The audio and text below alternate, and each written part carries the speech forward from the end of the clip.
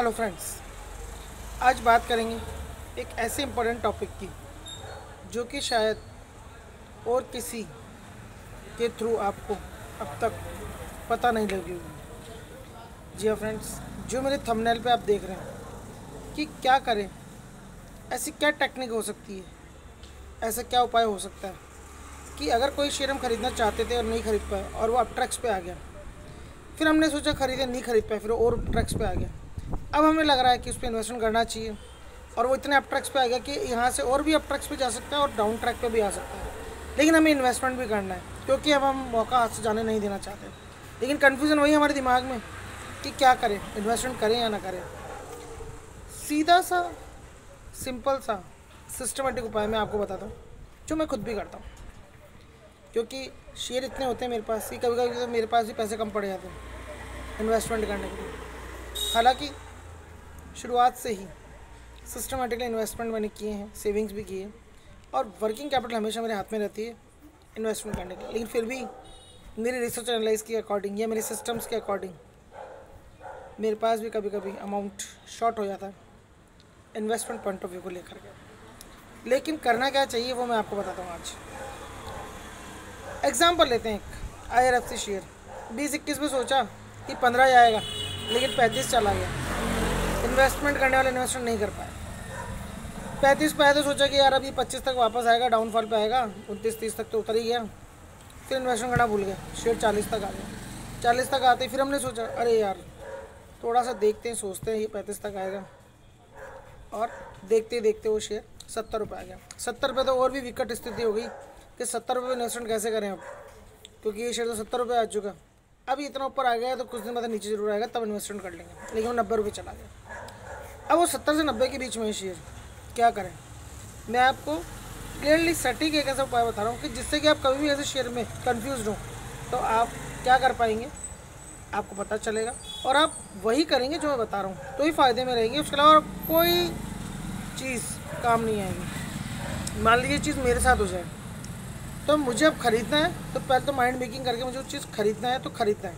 मुझे जितनी क्वांटिटी लेनी थी मैं उतनी ले लूँगा। सपोज़ करिए कि मुझे 500 शेयर्स लेने ही थे, मैं ले लूँगा। अब मान लीजिए मैंने IRFC 75 रुपये पे है, ना तो 90 पे है, ना 60 पे, 75 पे है वो। अब यहाँ से वो या तो डाउनफॉल जाएगा मेरे इन्वेस्टमेंट करने का, अमूमन ऐसा होता है। अब इन्वेस्टमेंट कर लेते हैं, शेयर नीचे चलने लगता है और पता चलता है 50 तक पहुँच गया। लेकिन हमने तो इन्वेस्टमेंट कर लिया। तो शेयर में इन्वेस्टमेंट कर लीजिए आप। आपको जो शेयर खरीदने हैं, जितनी क्वान्टिटी खरीदी खरीद लीजिए आप। अब शेयर या तो अप ट्रैक्स पे जाएगा, डाउन ट्रैक्स पे जाएगा। मैं दोनों तरह से बताता हूँ क्या होगा आपके साथ में। अब ट्रैक्स पे गया तो आप फ़ायदे में रहेंगे, क्योंकि जो आपने सोचा वो हो रहा है। 90 से और पर चला गया, 110 चला गया, 120 चला गया, 150 चला गया। तो आपने जो अब तक गलती की थी कि आपने 20-21 पे नहीं लिया, 35 पे नहीं लिया, 40 पे नहीं लिया, 50 पे नहीं लिया, 60 पे नहीं लिया, लेकिन 75 में ले ही लिया और अब शेयर 150-200 रुपये आ गया। और अब आप ये सोच रहे हैं कि हमने सही डिसीजन लिया सही समय पर और अब हम प्रॉफिट में हैं। लेकिन यही शेयर अगर 75 पे आपने लिया, अब ट्रैक्स पे गया तो बहुत अच्छा महसूस होता है, लेकिन डाउन ट्रैक्स पे भी आता है। 99% हम ये मानते हैं कि डाउन ट्रैक्स पे आएगा।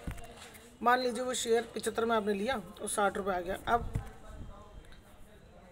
आपको ऐसा लगता है कि अभी और नीचे जाएगा, या आपको ऐसा लगता है कि 60 रुपये कोई खास फ़र्क नहीं, 10-15 रुपये का फ़र्क है, ये 2-4-5 दिन महीने में कवर कर लेगा और ऊपर आ जाएगा, तो आप रहने दीजिए और इन्वेस्ट मत कीजिए। लेकिन अभी 50 पे आ गया तो जितने आपने इन्वेस्टमेंट किया अमाउंट, यानी जितनी क्वान्टिटीज़ खरीदी उतनी और खरीद लीजिए।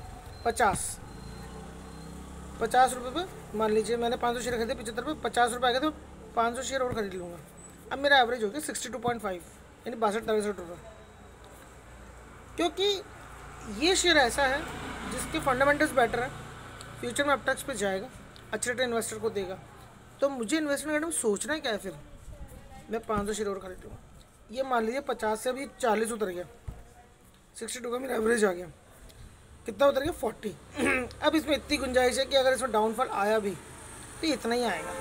90 रुपये जाने का 40 रुपये आना बहुत बड़ी बात होती है, हम यही मान के चलते इतना आएगा। अब मेरे पास क्वांटिटी कितनी है? 1000।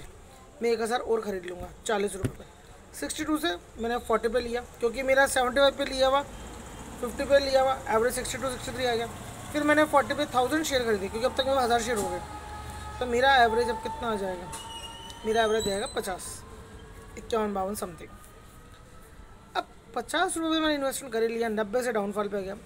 अब 100% श्योरिटी की ये शेयर आज तो कल 6 महीने बाद वापस एक ट्रक मूवमेंट लेगा, 100 रुपये तक चला आएगा।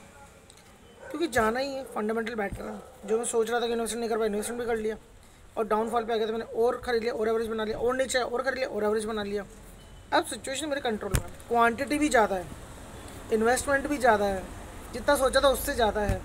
अब इसको जाने दीजिए ऊपर, आपके हाथ में पूरी पावर होगी अच्छा रिटर्न कमाने की। जब कन्फ्यूज़न होता था ना, सोचते रहते कि क्या करना चाहिए, ये वही बात बता रहा हूँ मैं आपको क्या करना चाहिए। अगर और डाउन चला जाए 30 पे आ जाए, माय डियर, मैं उसी शेयर के लिए बोल रहा हूँ कि जिसमें आपको लगता है फंडामेंटल बेटर है, फ्यूचर अपट्रैक्स मूवमेंट आएंगे, शेयर रिस्की नहीं है, बहुत बढ़िया शेयर है, और उसमें आपने ऐसा सौदा करने से छोड़ दिया जो कि इन्वेस्टमेंट को लेकर के आप सोचते रहते थे, उसके लिए बता रहा हूँ मैं ये, जहाँ पे आपको 100% श्योरिटी हो। तो ये और नीचे जाएगा नहीं, और अगर चला गया 30 आ गया गलती से तो आपकी बल्ले बल्ले है। अरे सर ये क्या कह रहे हैं आप, बल्ले बल्ले, शेयर तो 30 रुपये आएगा। अरे 2000 क्वांटिटी, 2000 और ले लीजिए। अब आपका एवरेज 35 या 40 के आसपास होएगा, ये 37 38 के आसपास होएगा। अब आप उसी मोड पर आ गए जहाँ से आपकी शुरुआत करनी थी, और इन्वेस्टमेंट आपका जितना सोचा था उससे 4 गुना। अब अगर ये वेट ट्रैक्स ले गया तो आपने जितना सोचा था ना उससे कई गुना प्रॉफिट कमाने की पोजीशन में आए। और इस टेक्निक को फॉलो करके कन्फ्यूज़न भी रहेगा कि क्या करें, कंफ्यूज नहीं होना है, जो मैंने बोला है वही करना है, उसी पे सोच समझ करके टेक्निकली यही स्टेप फॉलो करने जो मैंने आपको बताया।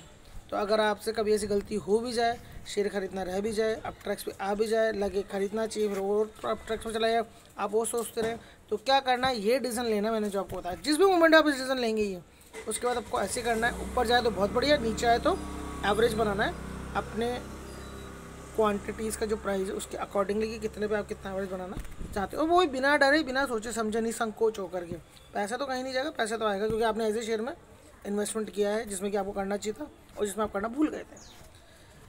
तो सब्सक्राइब कर लीजिए मेरे चैनल को, बन रही है मेरे साथ मेरी टेक्निक्स जानने के लिए कि मैं क्या करता हूँ, क्यों करता हूँ, किस लिए करता हूँ, ताकि आप भी बहुत सारी चीज़ें मेरे चैनल के थ्रू सीख पाएंगे।